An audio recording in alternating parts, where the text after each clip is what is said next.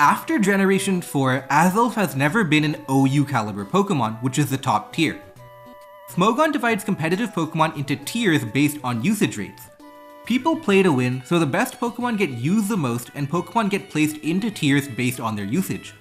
That way you can use your favorite Pokemon against other Pokemon of a similar power level. The tiers are fluid and change every few months to best accurately represent people's opinions. For every generation from 5 to 8, except Generation 6, Azelf was a UU caliber Pokemon, the second tier. But even then, Azelf was UU for most of Generation 6, only sneaking into OU at the very end of the generation.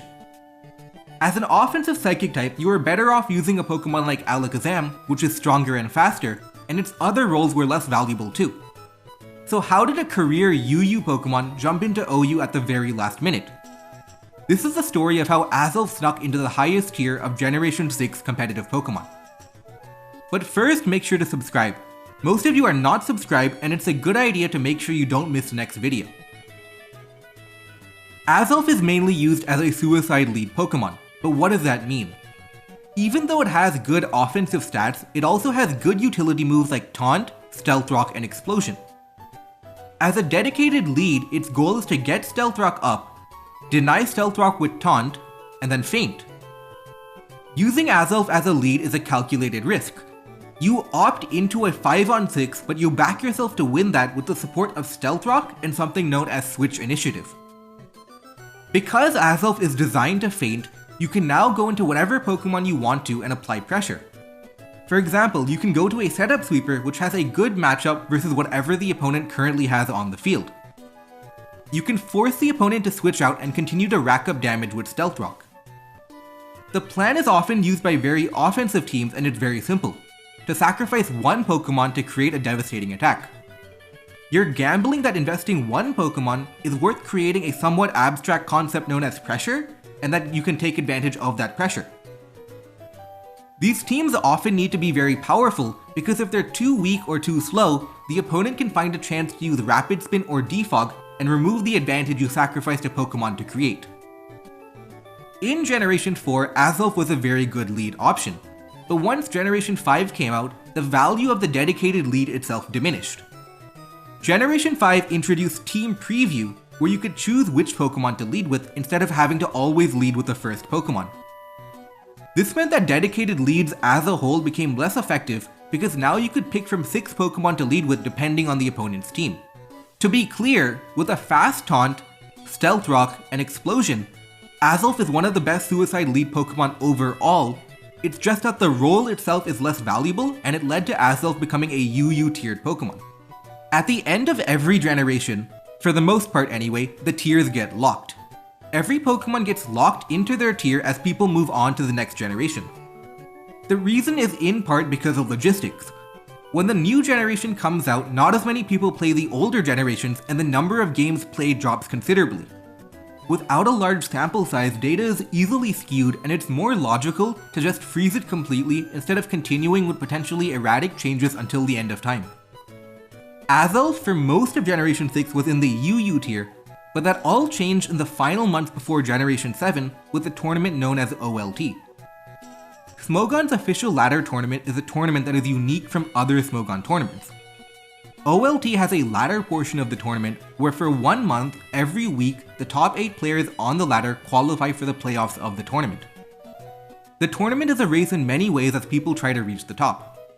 Obviously, winning is an important part of reaching the top, but winning quickly is also important. If you're aiming for the top with a deadline of 1 week, you don't want to be wasting time in the low and middle parts of the ladder.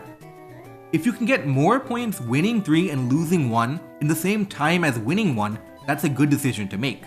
Even near the top, there is some incentive to playing fast because if you lose, you can quickly get more games to regain your points. The dynamic of a ladder is very different than that of a tournament because time is a currency too. OLT is a yearly tournament, but it happened that that year's OLT was scheduled for one of the last months before Generation 7 was to be released. At that time, coincidentally, a very famous and popular team was created and posted publicly called Extra Shine's Bird Spam Hyper Offense. It was a very straightforward team. It used 3 flying types, Mega Pinsir, Gale Wings Talonflame, and Dragon Dance Dragonite to try and rip through a team.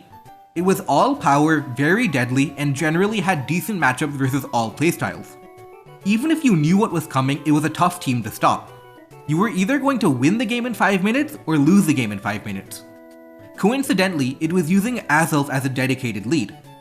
With skill swap for Mega Sableye, which was not banned at the time, Azelf could reliably set up Stealth Rock and taunt opposing Stealth Rock users, which was a very valuable trait for a team with a lot of flying types. Azelf was the perfect fit for a hyper-offensive team like that.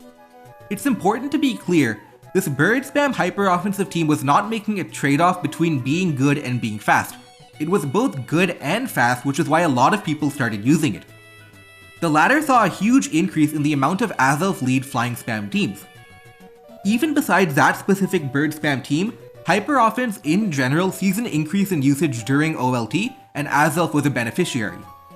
Of course, people can adapt to the situation by using teams that are generally good versus hyper offense, but even then there's a lot of inertia in change, and not everyone is going to be carefully adapting to every single trend, and for the most part, bird spam was a reliable team all through the OLT laddering period.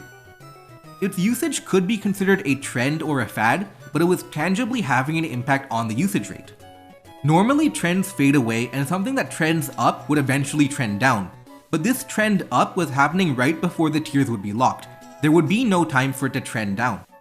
The end result was that Azelf saw huge spikes in usage, and that was enough to put it in the OU tier. Then, once Generation 7 was released, the tiers were locked, and now here we are today, where Azelf is an OU Pokemon in Generation 6. Nowadays, even though it's OU, Azelf is not used as often in the OU tier. The necessity of a team that is both good and fast doesn't really exist anymore. Azelf hyper offense teams still get used, but the usage is nowhere near its peak during the OLT trend. It also had an aftermath.